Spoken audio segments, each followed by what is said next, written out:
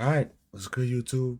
Chris did the interview with what's his name again? Shannon Sharp. I just forgot his name for a little bit. It's a long video, so I ain't gonna say too much. Make sure you like and subscribe. Let's get into the video. You own your masters. Yeah, And you were one of the youngest to ever do that. And you own your masters. yeah. And you were one of the youngest to ever do that at the age of 29. Would you ever, I mean, you see a lot of artists selling their catalog. Is that Yeah. something Chris Brown would look to do in the future? I don't think I would, because I feel like as a black artist, that's what we've been wanting forever. Would to be able to get that? Get our masters. Right. So for me to be able to do that, like, and be one of the first young cats to do it, like, it's like, oh my, I beat the game. But I feel like I wouldn't do it at this point, because that's something my children's children can eat on. All my life, grinding all my life, sacrifice, hustle, pay the price. Copyright. Want a slice, got to roll the dice. That's why. All my, Most gold certified. Another edition of Club. that's why. All my life, I've been grinding all my life. Trying to copyright this video. So I Hello, can't welcome post to it. another Damn. edition of Club Shay Shay. I am your host, Shannon Sharp. I'm also the proprietor of Club Shay Shay. And for today, we have a very special edition of Club Shay Shay. We're on the road. He's one of the most accomplished R&B performers and hit makers of his era. He Nice. surpassed Elvis Presley for the most gold certified singles and Billboard Hot 100 entries among all male vocals in history. The Facts. first male singer to have 20 platinum singles. The first R&B singer in history to own 100 Hot 100 hits. One of the highest grossing African-American touring artists of all times. One of the Facts. best-selling digital artists of all time. Facts. A Grammy Award winner, global superstar, songwriter, dancer, actor, producer, entrepreneur, author, father. GOAT Some call him the status. king of R&B. When they say R&B is dead, I say check this man's resume. Facts. Ladies and gentlemen, Chris Brown. Raise it. What's up, man? Man, it was I just want to say they do be saying R&B is dead, but Chris Brown isn't. So a long time coming. Man, Jacquees the king of R&B, man. Then Jacquees, I'm gonna let him keep that title. You gonna let him keep- you gonna let him got keep it. that. You gonna let him keep Bro that. got it. Bro, how you doing? I'm great, man. I'm Man, great. you know, before I start every show, I always, bro, I have my own cognac. I brought you a gift, you a box. Thank you. But I want you to try it. Come on, let's get it. Let's do it. If you go, Oh, I was about to do it. Okay, come on. you can open it if you want to. I'm gonna say that for later. Okay. I don't want to be too saucy. Hold on. We gotta get a toast first.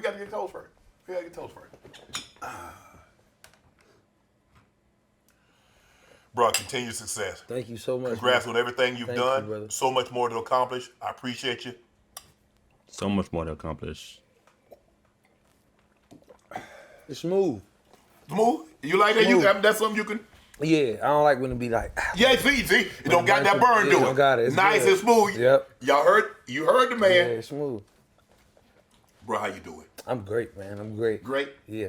Man, I really appreciate you taking time. Jacquees reached out and said, man, Chris Brown's manager trying to get in touch with you. You mind if I give him your number? I was like, sure, no problem. And I was like, because you and I, we had talked a little bit before, Yeah. and you was like, I'm going overseas when I get back, let's do it. Yeah. I said, this man busy. I said, he ain't going to find time. I know, I And got when it- to, man. I got Bruh, to. and it would happen so quick, because this is like a week. And Yeah. this was done. I thought you was like, are we going to do it in July or August? He said, nah, we're going to do it in a week. Yeah. I had to come through, because I don't like to skip out on my promises, man. I know we talked. I was like, nah, I got you. So yeah. You did. You said you had me. You got me. So let's talk about what you got going on. Before we get to that, basketball. I know you love basketball. Yeah. Ron Artest said he believed had you not chosen the music path, you could have been an NBA player. Yeah, Facts. with a lot more discipline, I think. I definitely think I could have pursued it. I really loved it. I still love the game. I play Right. all the time.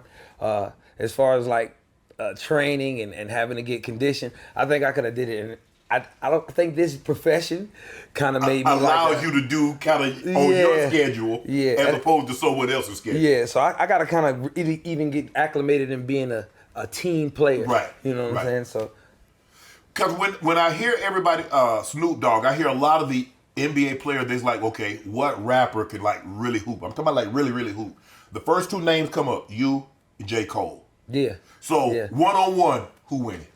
Well, right now, I mean, J. Cole, I got to give him his credit because he's improved his basketball game. Right. Like him, I know he worked with a couple of other guys that I work with too, as Right. far as like Cole is basketball training. But serious.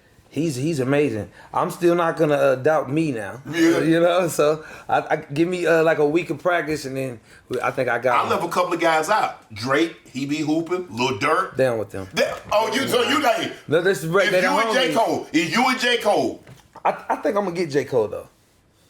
we could make that happen. I would love to do that. I'm saying it humbly though, because J. Cole is a. I mean, because I kind of watch both of you guys in the celebrity games at the NBA All-Star game. Yeah. Seen you play a couple of times with some real players. Yeah. You for real got game. Yeah, if I'm serious about it, I play. Most of the time, I try to just have fun.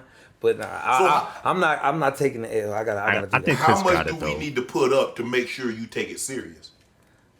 If we put up 100,000, winner take all. Oh no, I'm in there. That's mine. I'm taking that. That's mine. That's mine. So Cole got no chance. I mean, nah. Nah. So if you were to say, if you're an NBA, if your game, Chris Brown, your game reminds me of what NBA player? You know what's funny, bro? A long time ago, when I used to play, a lot of my homies, they was like, "You look like C.J. McCullough." Okay. And I was like, why? And then I looked at some of his like high school pictures and then some of his games, like he's long, lanky, Right. played like me. So I was like, I mean, I'll take that. Right. Any NBA player I would take. You take. You know, that's a hard profession to get into. Right. Did you hoop in high school? Yes, definitely hooped in high school. I actually played varsity on the JV squad, but as a bring on. Right. But I was always playing with older guys as a young age. When I was like 10, 11 years old, my Right. dad used to take me to the gym and drop me off. It's like, look, I don't care, get in the game. I don't care how old they is, get in the game. Wow. And I'm playing with grown men, 27, 30-year-olds. So what's your favorite NBA team? Favorite NBA team, man. I'm in LA right now. I wish my Lakers could. Yeah, I really want LeBron and them Right. to really do something, man, and make some history happen. But I'm such a fan of the game and certain eras or certain different teams that it's hard for me to be like, hey, I'm this team all Right. the way, because it's like, dang, I'm friends with this guy on this team. Me Right. and him have a personal relationship, so I'm rooting for him. Right. And then on this side, so whoever wins, the best player wins. Right. But yeah, Who's your favorite player? favorite player, Kyrie. You like Okay. him? Kyrie. He's one of my closest friends too. But as far as like seeing him play, being around him, playing with him, like he's probably one of the most phenomenal guys when it comes to the English on that backboard. Right. So what do you like so much about Kyrie's game? It's tenacity. He's aggressive, but it's graceful. Right. And he's going and I think he makes other players better. Right. I think he's getting into that consciousness of saying, hey, look, we got to do this together. So I think he brings out a lot of spunk and a lot of real talent out of a lot of players that probably already knew they had it, but he encourages that. I know you follow the game closely, so you see some of the trades that transpired. Yeah. You see Bradley Beal goes from the Wizards, goes to the Phoenix Suns. Yeah. So now he pairs with Kevin Durant and Devin Booker. Yeah. You see Chris Paul gets traded. He gets moved again. Now he goes to the Golden State Warriors to go with Steph, Draymond, and potentially Draymond. Draymond is an unrestricted free agent. You see Jordan Poole go to the Wizards. So you think this is Kevin Durant's opportunity now to get a ring away from Golden State? I thought it was this time. You thought it was this time? I thought it was this time, but I think it's up in the air. I think Chris going to Golden State. man, that's a good place for him. I just want him to get a ring. Right. I like Chris been doing this thing for a while, but I really want him to get a ring. But I think KD is like, they gonna be coming. They gonna be coming. Would you like to see Chris Paul on the Lakers? He would have been a good asset, but I feel like he would have. There's two type of players. There's the coach's player, and then Right. there's the militant or the follower. Right. So I feel like he would help and assist in them get it together, like bringing them all in, Right. making sure from even from Anthony Davis to, hey, look, we got to do this. Y'all make sure y'all stop this. He has that tenacity. Right. So I feel like him and LeBron would have. I think they would have paired up. I don't think that they would have clashed. What about a Kyrie LeBron reunion? I would love it. I think Here in LA, or you want Bron to go to Dallas? It's got to happen in L.A., huh? Yeah, it got to be in L.A. I would love to see them paired up. I think their chemistry is like undeniable, and I think seeing those two guys in motion is just a spark a whole nother Kyrie and LeBron was uprise special in those guys. So I feel like that's what I want to see. Right. I mean, I don't know what Kyle want to do, man, but I would love to see that. I want to get your take on this. You've been in the spotlight, man, basically your whole life. I mean, since you were probably 12 or 13. Yeah. And you get Zion Williamson, who's been in the spotlight since he's probably 15, 16. Yeah. And you see the issue he having with girls. What advice would you give him? How would you tell him to navigate this situation? He's in it now. Yeah. There's you can't turn it back. He has a girl. He has one young lady pregnant. He's he's welcoming a child, and then you have this other one over here just putting all his business out there. I mean, it's hard out here when it comes to that. I would just pray for Zion, man. I feel like, hey, man. Is that what he's in need of, prayer? Just pray and, be the best man you could be at that point. I'm blessed to have 3 children, 3 different baby moms, okay. But at the same time, the relationship that I built with them and the energy that I kind of come with is a little bit more. I don't know, I'm an R&B guy, so I'm a little bit more subtle with it. Is it hard? It's very hard. But you gotta also watch out. It's like, we all want to be in the same spots, the same places, the clubs. We want to be. To this day, still want to see some beautiful women, but at the same time, you just gotta be mindful of the certain company you will keep, or the traps that will set themselves. As athletes, I'm pretty sure that the guys on the team probably give him real pep talk. Look, you can't do this. Look, this is But on the road, on our end, it's a little bit different, but I understand what he's going through. Mm-hmm. So he just gotta hold his head together, man. hold your head, big man. So hopefully he's learned from some of the mistakes that he has made. Because I'm sure this social media is a different animal. Man, animal. I'm engaged with the social media stuff, but I'll try to stay away. Like, my fans always asking, why you never posting selfies, or you never. Right. I'm like, sometimes I'll just be wanting to chill because it's a lot. You want to get away from that. Yeah, sometimes you need it. Sometimes you need that peace of mind. So I feel like in this era, it's so easy to contact someone. Yeah. So even if they made it too accessible. I ain't gonna lie. Chris posts a lot in his story, actually. Like, he don't post that much like every day, but he posts a lot on his story. He let us know when something's happening. Like, his IG is actually pretty active. I personally wouldn't want it to be more active than it is now. Cause I don't know. But like, he's pretty active. So I don't know. You can scroll down your Explore page and you're like, oh man, hold on. And just say, hey. And they hit you back and it's like, ooh. You can say that. Most people can't say that. They gonna say bye. You can say, hi, this like, is this really you? You say yes. Yeah, you got to use that vanish mode. You gotta use so that thing disappears at the company. Definitely. Let me ask you this. Obviously, the Ja Morant, he was suspended for the first 25 games of the season. Yeah, it's crazy. What if you could see if Ja's sitting right where I'm sitting, yeah, and you could talk to him, what would you say? I mean, I don't know what I would say, because I also look at my life and I kind of look at it as a mirror with certain things, especially when it comes to like being shunned in a certain negative spotlight. Mm-hmm. I feel like he's going. I mean, everybody learns, man. He's young, but I feel like he people make mistakes. Sometimes we make continuous mistakes. Right. But I feel like I can't tell him how to write his story or find his path. I would just say, just do what you came in to do. Right. That's all I can say. You try to surround yourself with as many good people as you possibly can. Yeah. And if you feel somebody is not adding, you have to remove them. Yeah. Right. Has there been a situation where you felt someone was not adding to Chris Brown, but they were taking? 100%. That you had to like, bro, I'm sorry, but I've got to stop the ride here. You have to get off. Yes, absolutely.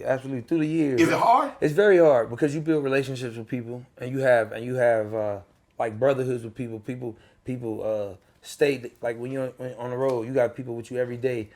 And you know, some people, I'm a family first type of guy. Yes. But family doesn't necessarily mean have to be biologically. Right. It's not necessarily blood. Because sometimes blood. Yeah, you know. So I feel like I have a nice entourage or a nice group of people now that are for me, that understand the bigger goal. Right. You know. So I think now it was very hard for me because I would hang out with, you know, we be with gangbangers, we be with the wrong type of people. You would be with, you know, just people that don't go with the life path that you might want to choose. Correct. So I feel like, but you kind of start absorbing their energy. So if it doesn't benefit you, I feel like you really have to kind of like separate yourself. And my children were able to kind of like get me out of that. So it was the kids for you.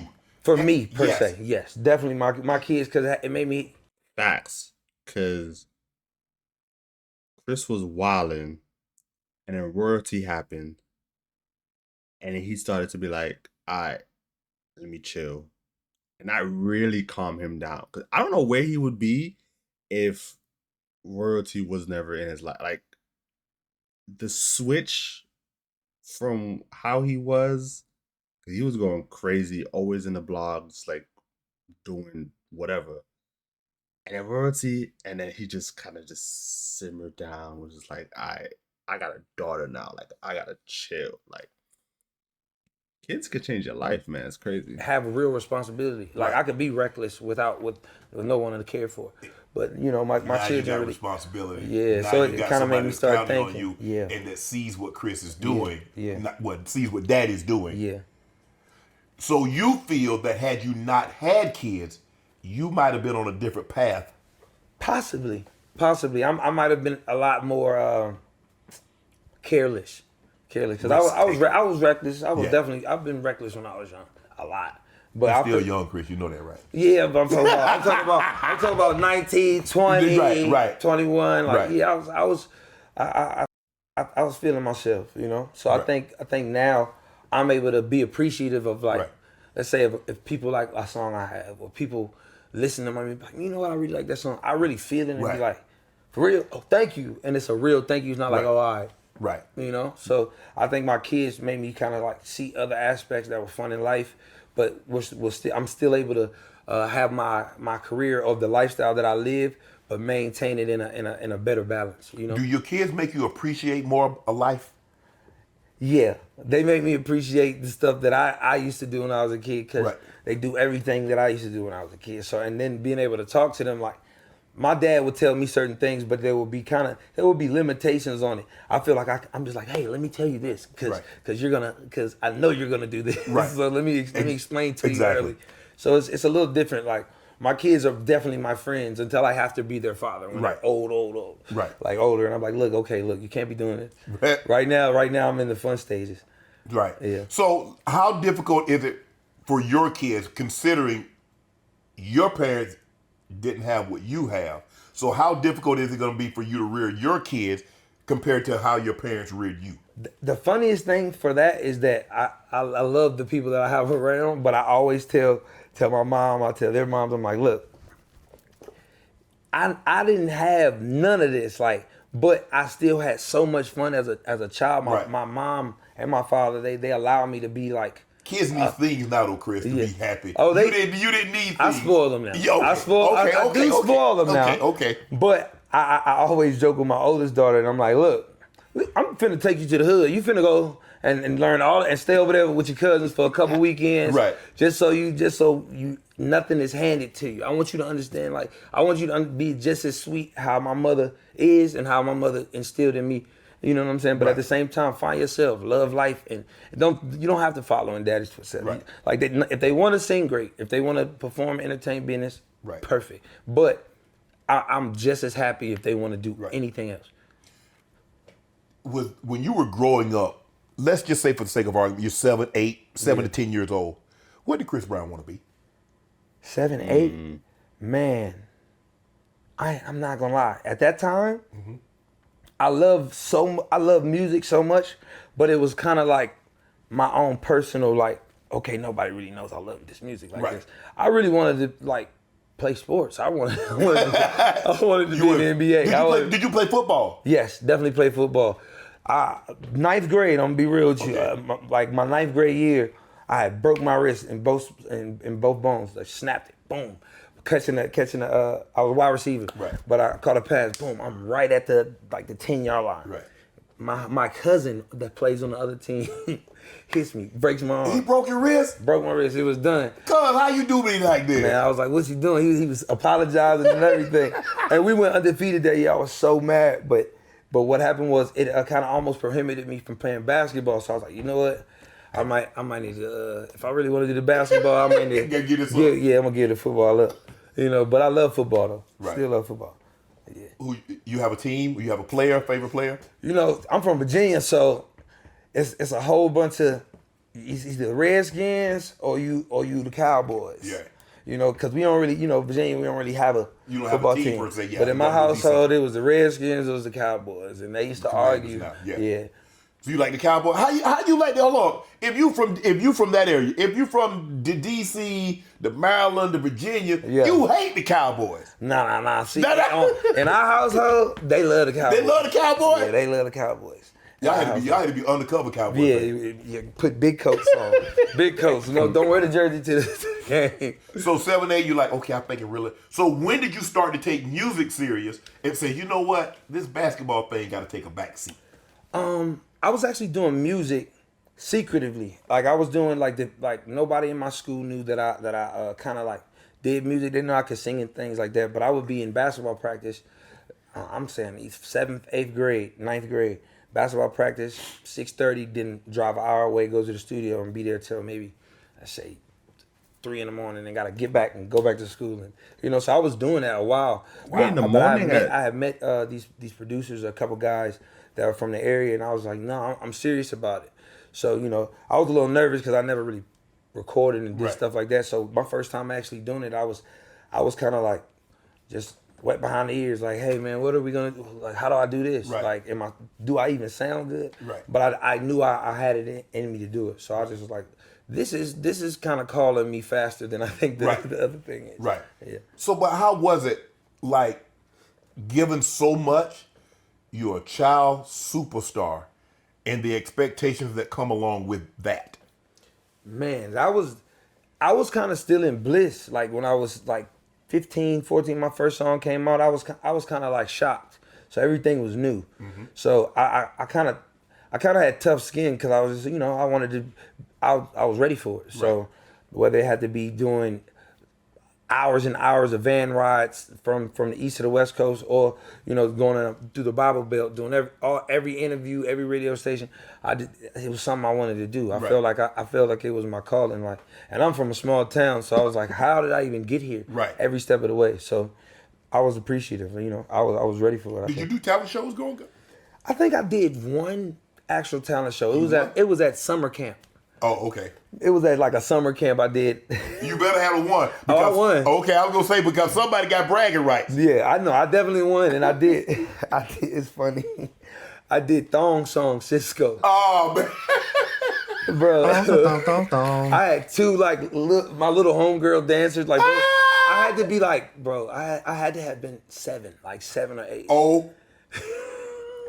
I hope that was at the end of the week camp, but not the beginning of the week, because they're probably gonna send you home. Oh no. The camp leaders, they laughed, but everybody kind of went crazy in there, and I was like, I think I might can do this. Right.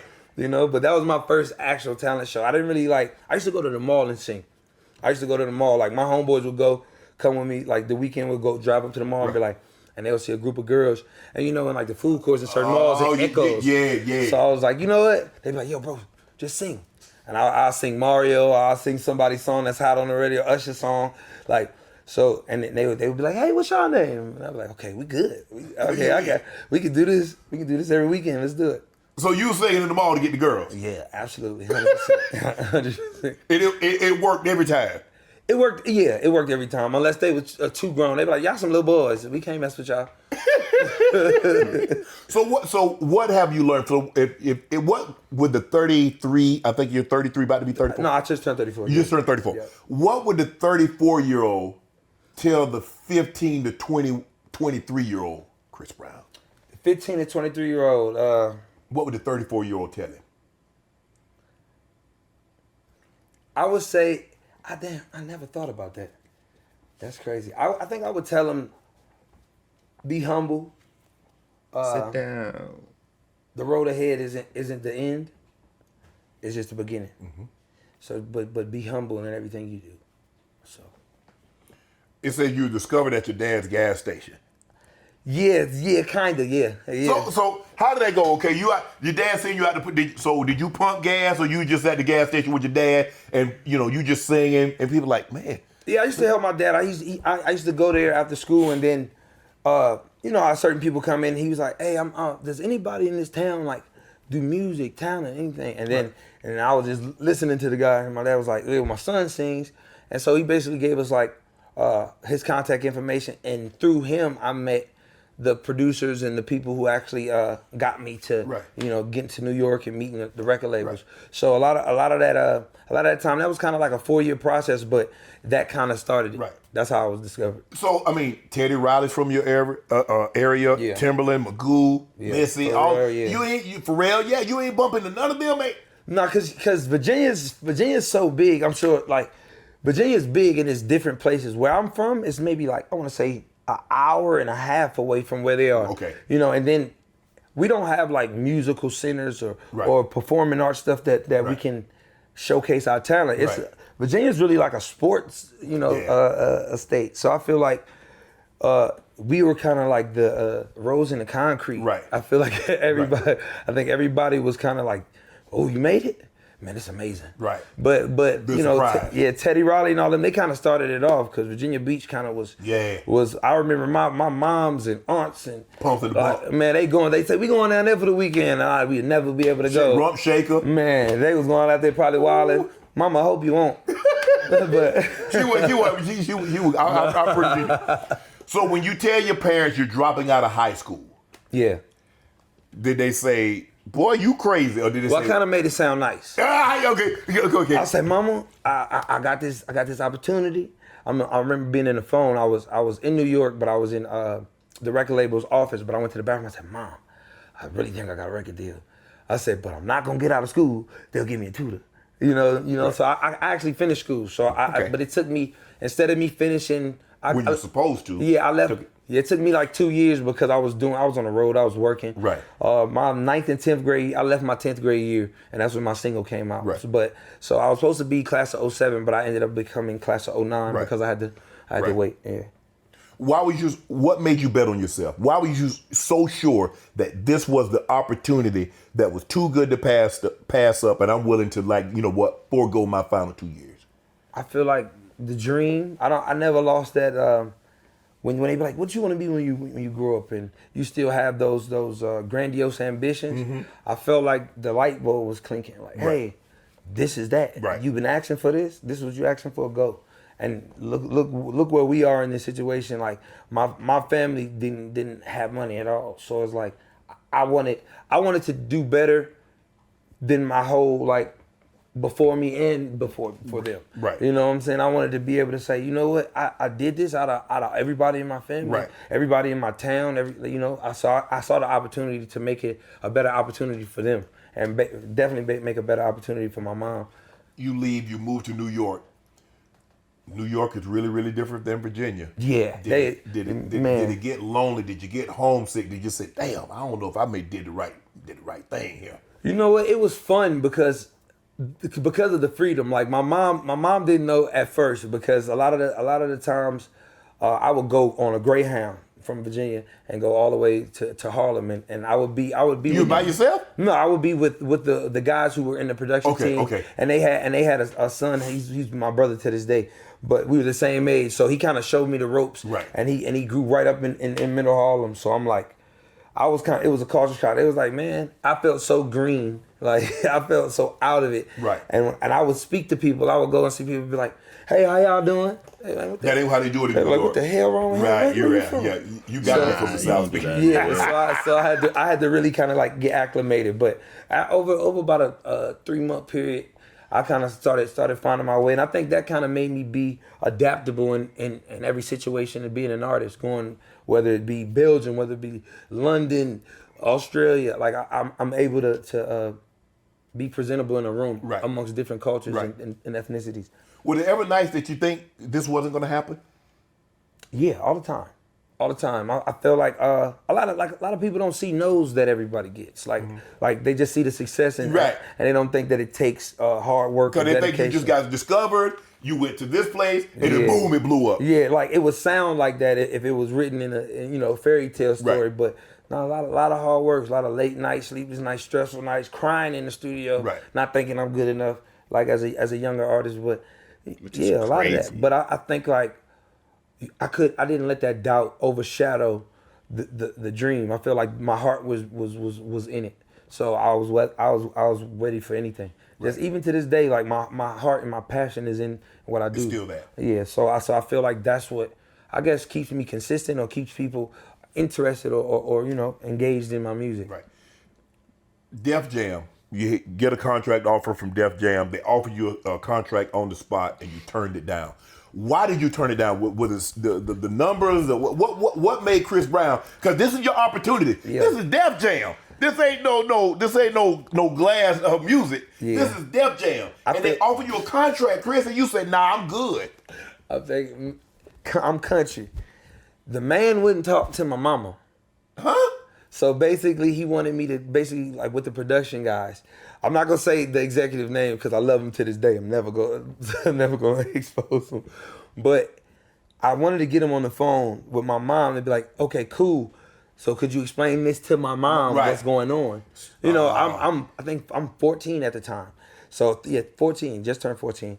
And my production crew was there, but they're my handlers at that time. Right. But at the same time, we're all in the same excitement. Right. But I just wanted to make sense. My mom her word is She's an adult. Yeah, so tell her what I'm the you're mama's telling boy, me. so you got to talk to my mom. Right. So as soon as that happened, he was like, "Oh no, I don't need that. We're good."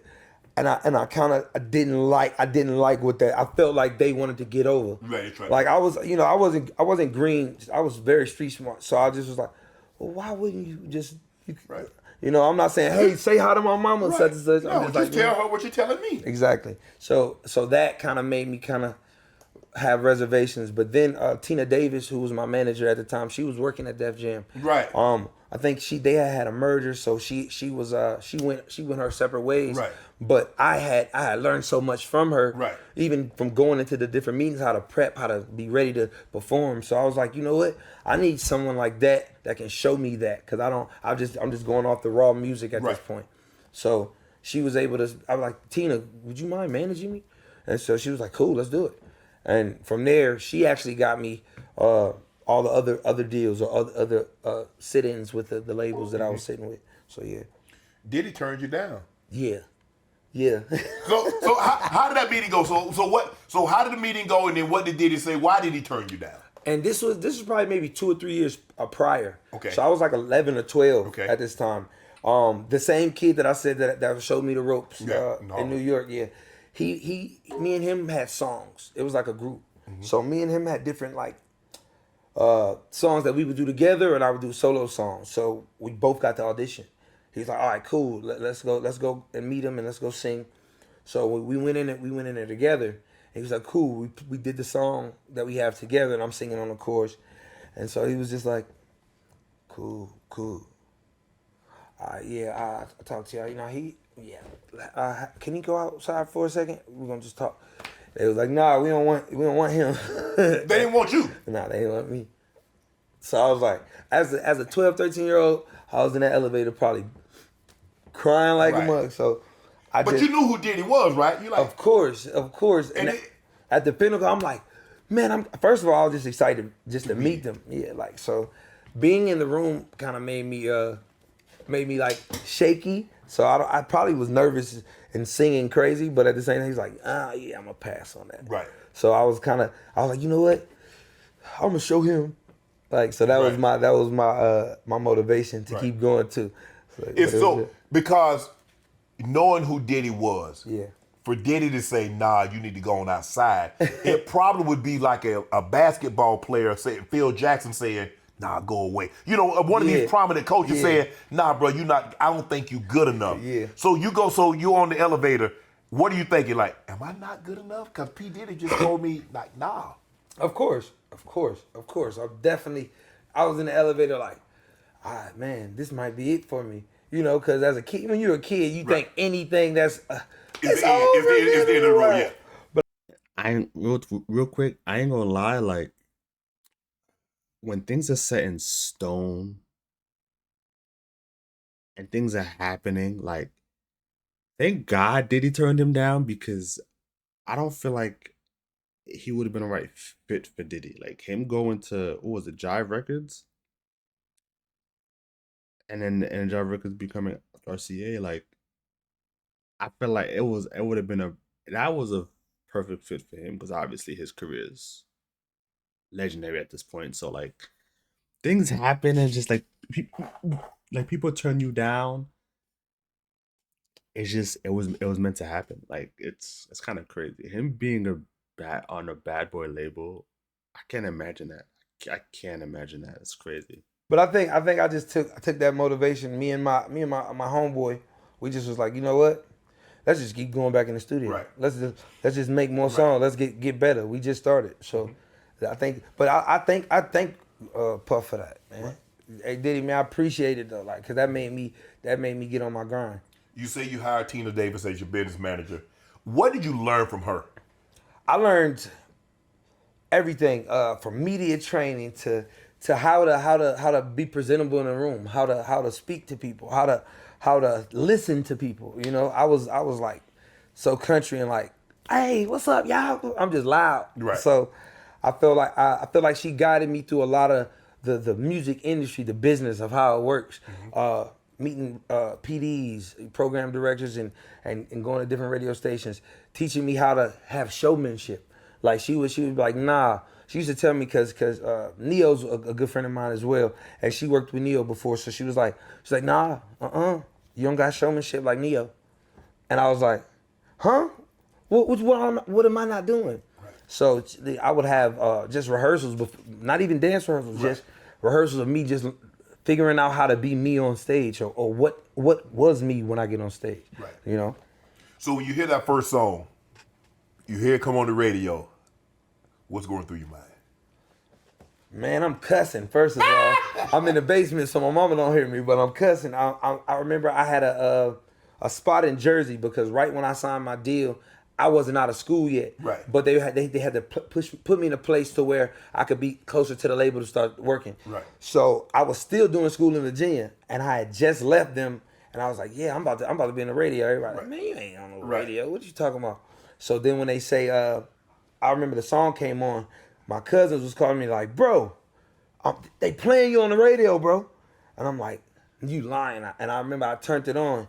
I think I sat in a corner and was like, and yelled for like 5 minutes straight. Like I felt it was the best feeling. Like I still feel like that when I hear my songs on the radio now. It's not the same as excitement, but it's still the same. It's something about that first time in it. Yeah. It's definitely. Run It made you the first artist since '95 to have a debut single to top the charts. Man. Did you know that song? Obviously it was the first song that was released, but did you know that song would forever change your life? No, I'm gonna be real. When I did that song, we were in Miami, and Hit Factory, Scott Storch, Sean Garrett, and I was just learning. I was a student because this was my first ever album. So any producer I would meet, I'm just soaking it all in, you know. So I'm scared. I'm thinking like I don't sound good. I don't know if do I sound good. I don't know if I like the song because I was too nervous in my head. But then it was like, nah, this is the one. But I knew I wanted to dance in it. Right. The music was bumping, so I was like, look, I want to dance. I just want to showcase this. But I didn't know. I think I never had an expectation that it would have the success that it put me at. Right. You know.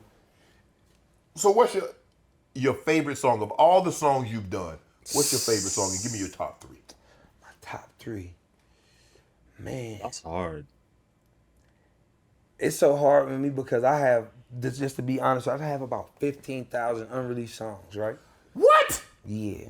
I got in my phone alone, in certain apps, I have, I want to say maybe 1800, just 1800 to like, yeah. So obviously we're in your studio. Yeah. So you'll come down here like, it's like, and just crank out songs. Yeah, yeah. It was a point. It was a Play point where I something right used to now. stay in the studio.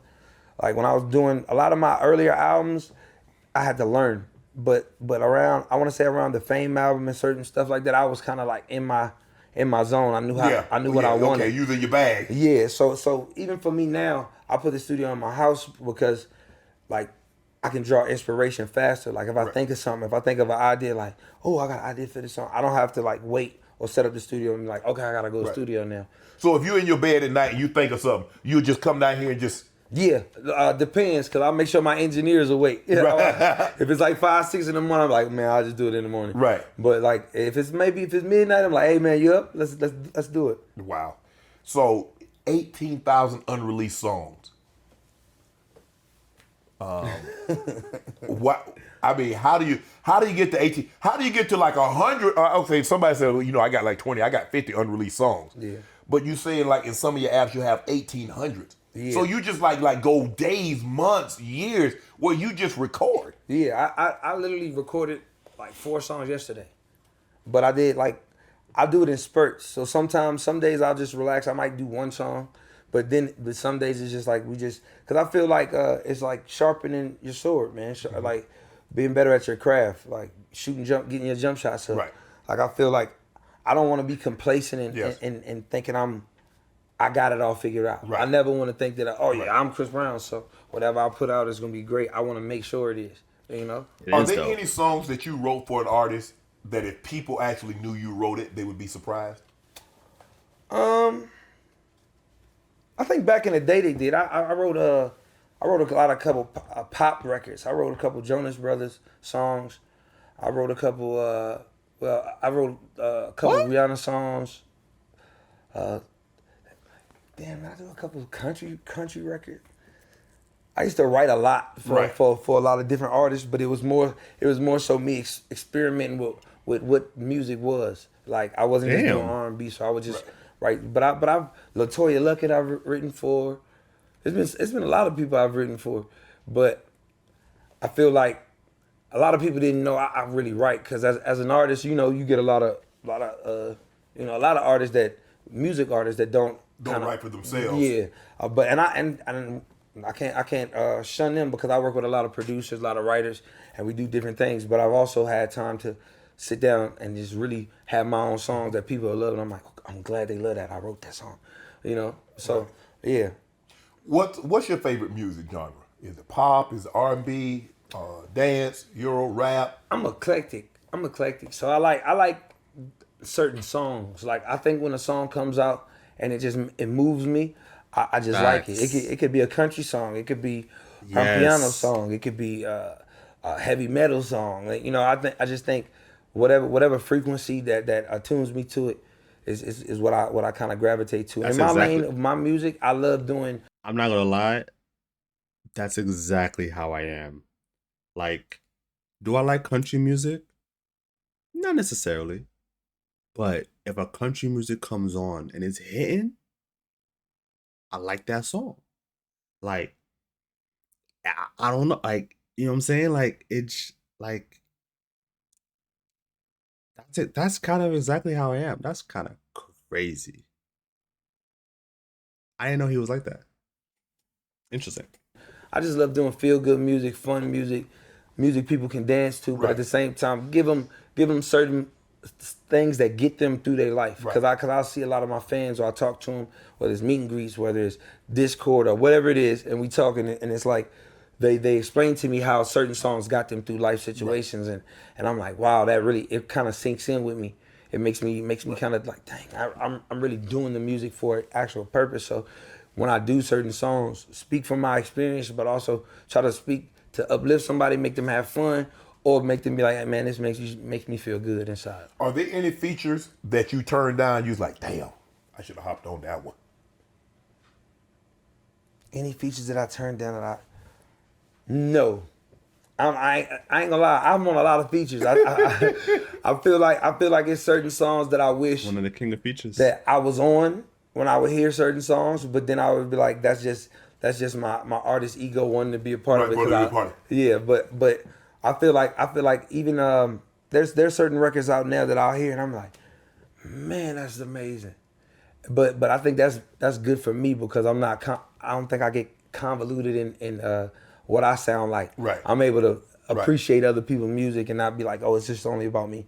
Have you ever been removed from a song after it's been recorded? I don't think so. Have I been removed? Have you removed somebody from a song after it's been recorded? Yes. So tell us who. How do you go about telling them or telling him or her that their verse isn't gonna make it? Man, do you tell them or you have somebody else call and tell them? I think it'd be better coming from you though. yeah, I would tell him. I've done songs, like even with my, I ain't gonna say their names. Certain artists that are like really friends with me, and we've done songs, but I may have had like 2 songs already with them. I'm like, look, I'm gonna take you off this one because we already got this other song. Right. You know, so I've done that, but then it's That's what you tell them. No, that's been the reason. Okay.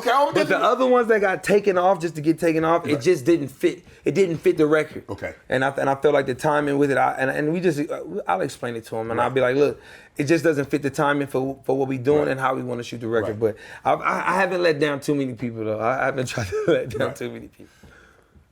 You're a fit guy. You in the train, you like to work out. So what do you do? So what do you do? You're on tour. How does Chris Brown manage to stay in shape? Because you're a performer. Yeah. You're not just a singer, you're a performer. Yeah. You're an entertainer. Let me take that back. You're an entertainer. Yeah. So singing and dancing, that's a part of the act. Yeah. So how do you maintain that level night after night after night, week after week after month after month? Man, I just think I got more adrenaline than most people. But at the same time, my team, man, I think everybody keeps a tight schedule when it comes to what we're doing on the road. Right. Like our chef makes sure we eat the right stuff. I don't try to eat stuff that's gonna sit heavy. I want to see anything that builds my protein or just builds my endurance. That's what I'm on right. on tape.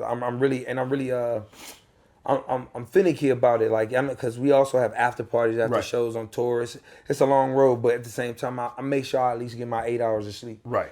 So the rest is that me and my dancers, that workout is like no other. Yeah, man. So we got our workout regimen. We do our like 15 to 30 minute flash set before we get on stage, and then repeat it over and over. Right. So I've been able to have this fast metabolism. Hopefully, it never slows up.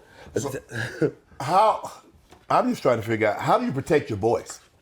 With me, well, I wouldn't advise this to everybody else because I do smoke every now and then, a lot. But for me, I have I use these. There's these pills. They're called mullein pills. They're good for your lungs. So, and I make sure that I'm not just smoking before I go on stage. So a lot of the times I'm whenever I am smoking, I'm doing something to counteract it. I'm making sure I'm tea and vocal rest is the best. Like I'm yelling on stage 2.5 hours. Right. You know, so after that, chill out after that. Right. Say, what's up, bro? Cool. You know, I try to refrain from doing anything that's gonna put too much of a strain on my voice. Right.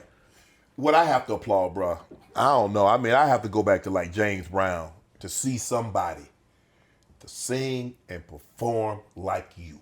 Thank you, I mean, man. it's continuous. It's nonstop. I mean, Facts. the first time I ever heard of Chris Brown, I heard you say something like, "Oh, I can outdance Usher." I said, "Man, this man done lost his damn mind." I said, "He's 13 and he already lied." I said, "Who thought this man to lie like this at 13?" And then I watched it. I'm like, and then you're like, "I might get Michael Jackson." I'm like, I don't know. He might. I mean, to see the way he moved, man, and the way he can contort his body, I don't know. He might be on to something. When did you learn to do that? I watched that. That's from being a kid at the cookout, man. That's from your uncle's like, man, come out here, man, do that dance you be doing, Right. man. So I feel like my childhood gave me that freedom to really like, you know, Right. be from MC Hammer, watching MC Hammer, Yeah.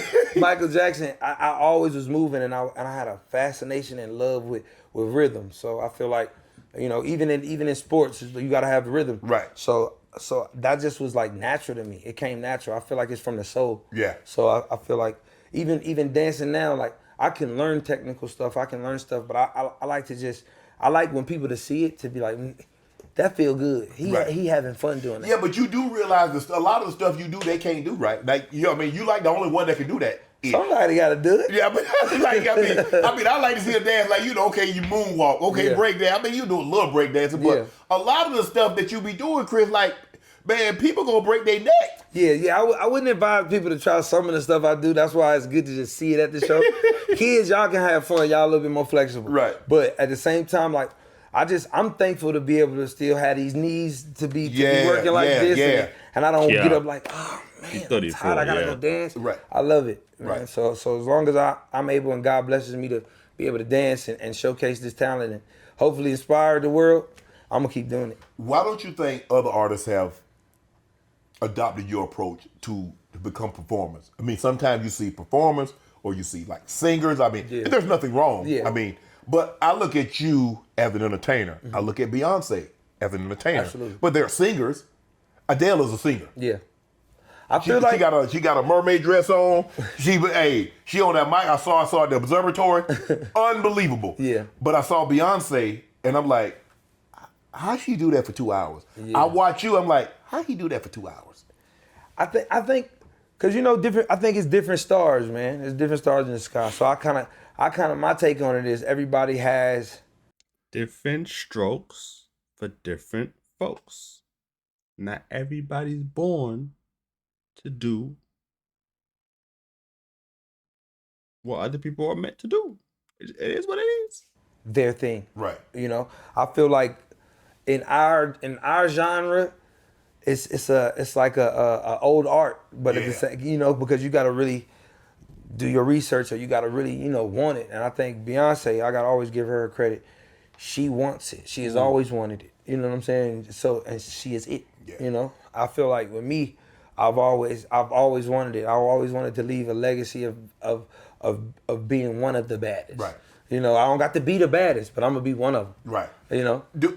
What does it make you feel like when other artists come up to you and say, "Bruh, that was unbelievable performance"? I'm still in shock. Like I have a imposter syndrome. I wake up to this day and be like, am I? How did I get here? Right. Like, so when people even acknowledge it, I'm more receptive and appreciative. I'm kind of like, for real? Okay, cool. They like my stuff. I'm still fans of other artists. So it's like, so it's still me being like, okay, they really love what I'm doing. Right. I'm gonna keep doing it. Right. All right. When you first started out, you used to open up for Beyonce. Yeah. You like, you know, I'm gonna try to swipe some of her fans. I want some of her fans because I know what she's gonna do after me. Man. I need to make sure I do something before. So them people talk about, yeah, Beyonce was great, but you should have saw Chris Brown. Chris Brown was unbelievable. Yeah. Yeah. I was a student. Being on there, I was with Destiny Child. I think I was like 16 or 17. I opened up for them in Australia. Mm-hmm. And for that was just a blessing, because to be able to go from me having a little TV and me watching these people performing and being able to see them and they like, hi, they know my name. I'm like, oh my God, they say hi to me. Watching them perform, from stage presence, lighting, production, dancers, timing. Right. I learned so much from all of those experiences, and I soaked it up, and I said, well, I don't want to copy anybody. Right. But okay, well, if I could do that, I'll do it like this. So I was able to digest and learn from all those experiences. Right. So it was actually a blessing. It was a blessing. I had Drewski on my show, and he said he went on tour with you. Yeah. And he said it's unbelievable the amount of distractions that's going on, like girls just running everywhere, but you're laser focused on what you need to do. Yeah, cause I look at it like these people spending money to come see me. Like even to this day, like you spending a ticket or whatever for your family, you coming through with it's kids there, it's grown people there, it's all ages. But the one thing I need them to do is leave happy. I need them to leave not for my pockets, you know. They need to leave happy for my soul. Right. Like this ability that I'm able to have, or this talent that I'm born with, I want to express it with love. The frequency I want to give out is love. So like that's what gets me going. And when they get come in there, I'm excited. I'm more nervous than they is. Right. So, but I'm gonna make sure that they gonna go leave and be like, you know what, I got my money's worth. Man, I read that this guy broke up with his girl. You called his girl up on stage and gave the young lady a lap dance, and he broke up with her. Bro, how you do that? Man, see, it wasn't intentional. What do you think was gonna happen? See, I didn't know she had a guy. That's her fault, because she knows she had a guy. She should have said it. She definitely should have said it. Mm-hmm. My dancers pull up a girl on stage during our set, and we usually like to give the fans an opportunity, but sometimes it's very, very, very attractive women come on stage. So I'm like, okay, cool. So me grinding on them, they don't really have a problem with it. It's just, I guess she had a man there. Right. So, but I didn't know. I didn't find out till afterwards. I was like, man, we should have just. There's always that meme where it's like, not that meme, but like that joke where it's like, yo, if you bring your girl to a Chris Brown concert, you better hold her tight, cause if she look good, Chris gonna take her. Like, and it happened. Like, first of all, if you there with your girl get chosen, why you didn't pull her away? Like, why you didn't like, yo, nah, you're not going up there. Like, you let her go up there. That's kind of crazy. That you, like, yeah. Do we send him flowers or send her flowers? Nah, she should have stopped this without. She should have said, nah. Yeah, she should. I mean, no. Yeah. Because the lady, see, if I'm out with a young lady, it's not my job to check the guy. Yeah. It's her job. She should have been like, no, you know what? There you go. And I can't come up. I'm with someone. Right. And if a lady Perfectly check on me, fine. We're not gonna be like, forget him. Right, there no, you we're go. gonna be like, okay, great. Right. You know, and you'd have been okay. But now you'd probably like, come on. He won't mind. But I'm surprised. First of all, I commend him for going. Yeah. I mean, because not a whole lot of guys are going with their girls. Yeah. They might go, but They go. Some of them go. They might going be in the back. see. They might be a little bit further back. Like, nah, you ain't getting front row. Right. He not finna look at you at all. Let's talk about, I'm looking at the Grammys. Yeah. And you have one. Mm-hmm. But reading you and researching this, you feel you should have more. Yes. Duh. I feel like a lot of artists feel like they should have more. But I feel like I don't want to discredit the Grammys or diss them or feel like the angry artist when it comes to that. I feel like you won't be the first, you won't be the last. Yeah, I know. I feel like music at a state right now is not based on what people love. Right. I feel like well, with the Grammys, no disrespect to y'all, but I just feel like there's a lot of old ears over there. Right. A lot of old ears. There's a lot of people that's not really tuned into what's going on. So and you know, it's a broad range of artists that I can think of now that deserve more Grammys and more recognition. Right. But you know, I feel like at this point in my career, in my life, I'm like, you know what? I have one, right? That's good enough. You know, Chris for me, like I feel 10. like He lonely though. he could be lonely, but he could be lonely. I rather what I get my joy from is filling them stands up. Right. Like I could care less about getting on the stage. Well, I would love to get on the stage at a Grammys or any awards.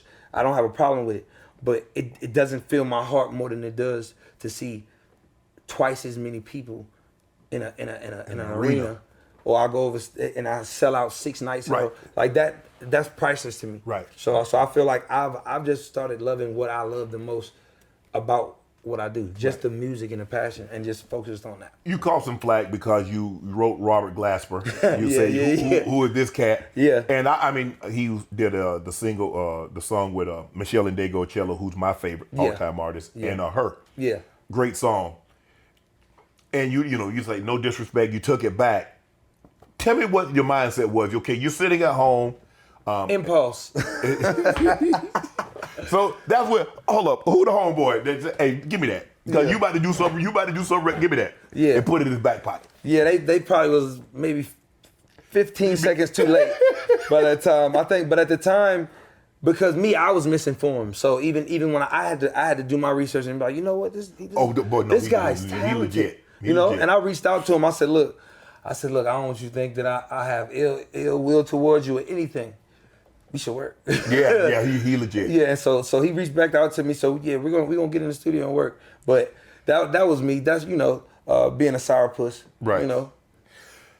Are you disappointed that the award shows, given your background, given what you've done, given how you pack the arenas, given how the numbers speak more than Elvis and a billion this and that, that they haven't allowed you to perform?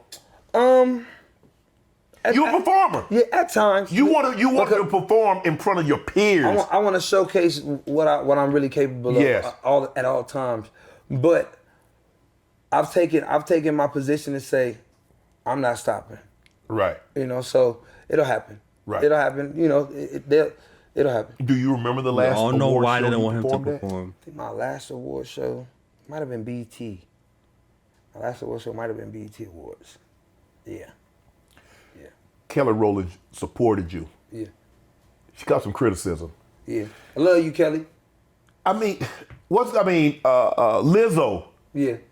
Say your favorite criticism. Yeah. Ed Sheeran, some others have come to you like, the man is unbelievable. Yeah. And they call criticism. What is it with this cancel culture? I don't think it's even a cancel culture. I think because my fans and the people who do love me, like, they kind of overshadow it. Right. I'm still here, you know. Right. But I feel like Team Breeze is still here. People are sensitive as hell today, man. Like we don't get to really shoot the shit, or we don't get to say what we really want to say. A lot of times, a lot of things is contrived, and conform. You don't get to be yourself because you can't have an open expression, freedom to say anything. Right. You don't have to discredit anybody or cut anybody out or say anything rude about anybody, but I feel like everybody's too damn sensitive at this point. Right. Like, but you've mentioned some of the people that's in this business that have had some transgressions, that have been forgiven and gone on to, and it hasn't stopped you from making money, but those people were able to go back, be on stage, be in movies, and do all these other things. It's when I smile. And I think it's because I think people think I have a careless outlook on it. Right. And it's not that I have a careless outlook. I don't care to make you believe that I'm a great person. Right. Or a good person. Right. I'm just gonna be one. Right. So I feel like with that, you know, I'm and I don't take no nonsense, man. Right. I'm a humble guy. I'll be cool, but I really don't take no nonsense. I try to stay in my lane, get out the way, don't bother nobody, but I'm not gonna take no nonsense. If you were to get back, if they called and says, Chris, this year's Grammys, we want you to perform. Yeah. You there? Of course. I'll do it. No ill will. It wouldn't be ill will because it would be about the performance. I would want to get that to my fans. It wouldn't be necessarily about the Grammys. It would be about me putting on the best performance. The fans seeing Chris at an award show. Yeah. And just going out there and doing my thing. You'll kill it. Yeah, we needs that. This might be the greatest. This might be the greatest stage performance anybody's ever seen. Well, I'm gonna try to make it that every time. Anytime that opportunity gives itself that opportunity. Even on my when you come to my shows, I want to make it like you're watching it on an award show. Right. It needs to be theater. It needs to be fun. You know? Try to leave the fan. You want the fan to leave saying, "I've never seen anybody do that before." Yeah, absolutely. I want to do that every time, and just like I said, give them that joy and give them that it factor. I'm trying to be the greatest to do it while I still can do it. When they say R&B is dead, Chris Brown says what? It's not. Just hip hop is more prevalent. I would just say hip hop has been influential. Hip hop took over the whole world. Mm-hmm. But I feel like R&B has its place, and there's a lot of R&B artists out, because I don't want to discredit it. It's a lot of great R&B, female wise and male wise. I just feel like we just have to have platforms. I feel like we need bigger platforms to show music videos. I think we need, not just for R&B, just for music period. Like we used to have 106 in Park. You know, we used to have outlets to where people would be engaged and have to see you at a certain time and have to be invested in your music and certain things like that. There's other avenues like that on the internet. But Tyler Perry did by just by BET, so maybe he'll bring 106 in Park. Yeah, let us start showcasing new artists, new talent, so people can, and so everybody doesn't have to go find an artist. Like let these talented artists be broadcasted. Like let them rock. I feel like it's needed. I feel like I go flip through my channels, unless I have to type in the name of the artist, it's cool, but I would like to be presented with artists like, oh man, that's tight. Who is that guy? How do we get R&B? Will R&B ever be what it once was? Because I was talking to Timberland. I think it was Timberland, and he says I don't think it to be at the height it once was. It depends. Because everything shifts. Yeah, okay. There's always a shift in music.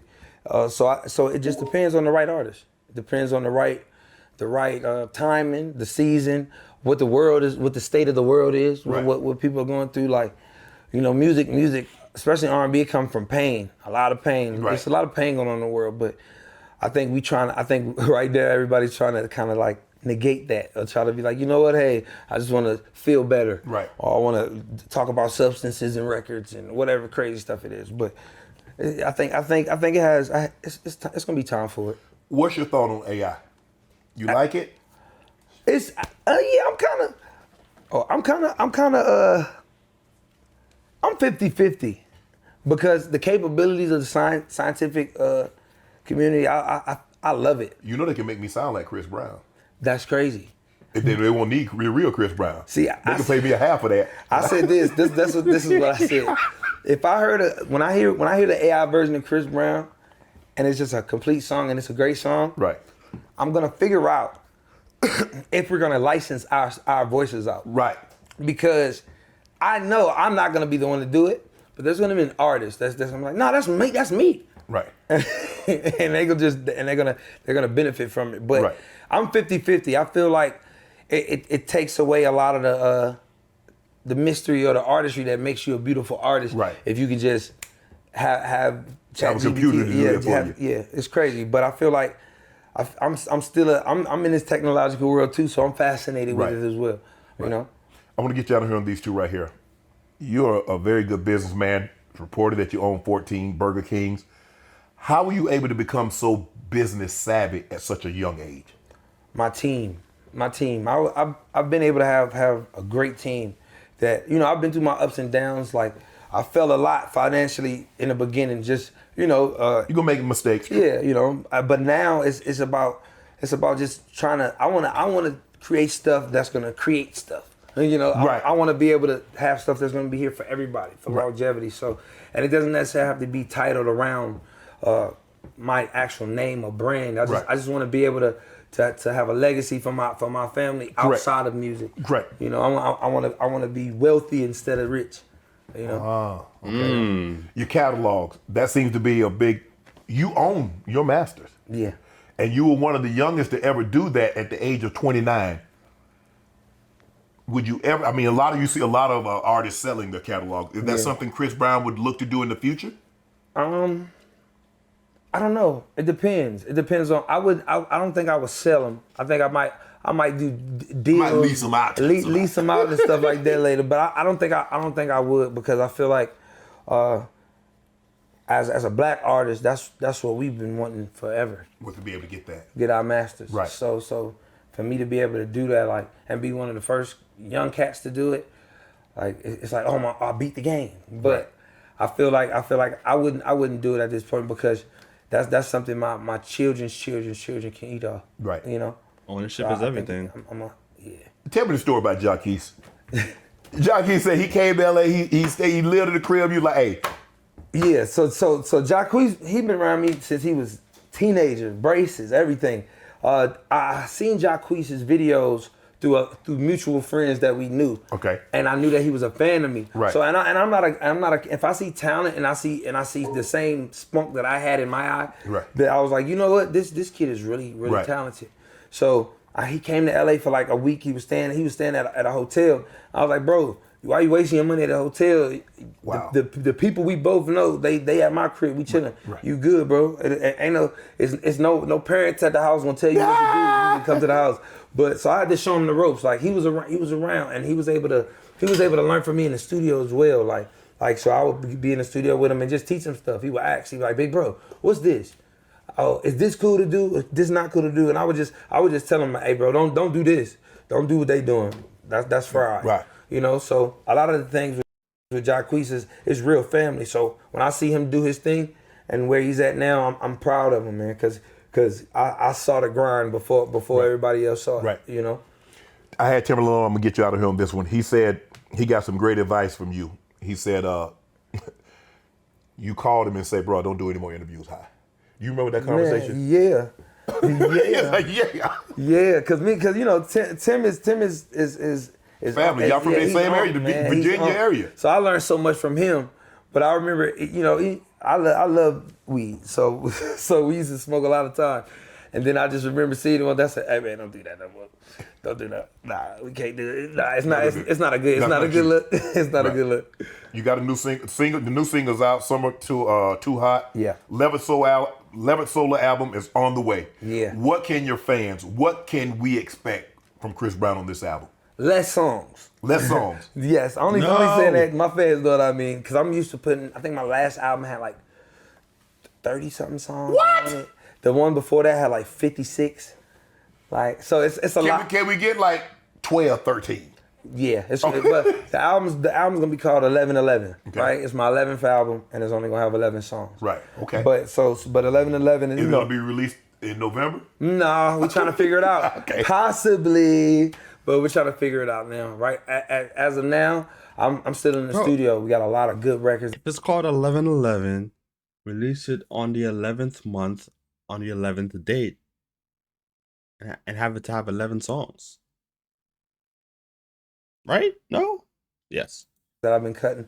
And then the new song I just put put that out basically to just have something for the summer. Right. Have people feeling good again. Cause I know it's about to start getting hot out here. Right. So let's just have fun. And I'm you know, the video's coming. We about to dance. I'm about to dance, man. About to dance again. Oh, this was shot before the... Okay. Congratulations on all your success. Thank you so much. I think you're performing at Drea on the 29th after the fight. Yep. You gonna be at the fight? I'm gonna be at the fight. Oh yeah, I'm gonna be there too. So yeah, we gotta link up, man. Thank you, brother. I Congratulations on all your success. No, thank you for having me, man. God bless, bro. Thank you, bro. Chris Brown. All my life, been grinding all my life. All right. I ain't gonna lie. I like Shannon as an interviewer. He was asking questions that, like, some people wouldn't really... I don't know. But I learned some things. And that's due to him asking those certain questions. So, W him. W Chris for doing an interview. Chris, we need that album. I ain't gonna lie. 11 songs is cool. But can we get, like, maybe not even deluxe. You wanna do 1111? Cool. That's fine. But can we get, like, another album? Or like a mixtape with like 20 songs.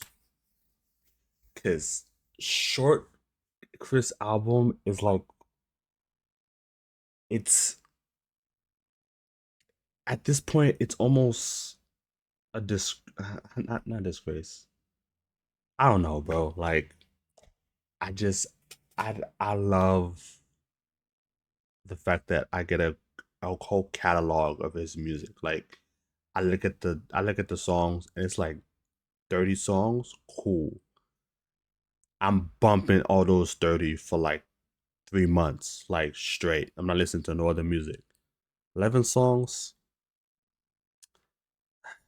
Joe Budden said that those 11 songs better be quality. And Chris always brings quality, but like these songs better be like them songs, like, you know what I mean? Like them, so like it better be so good that no one's questioning that he only put 11 songs on his album. And I agree. Make sure you like and subscribe. Stay tuned for the next one.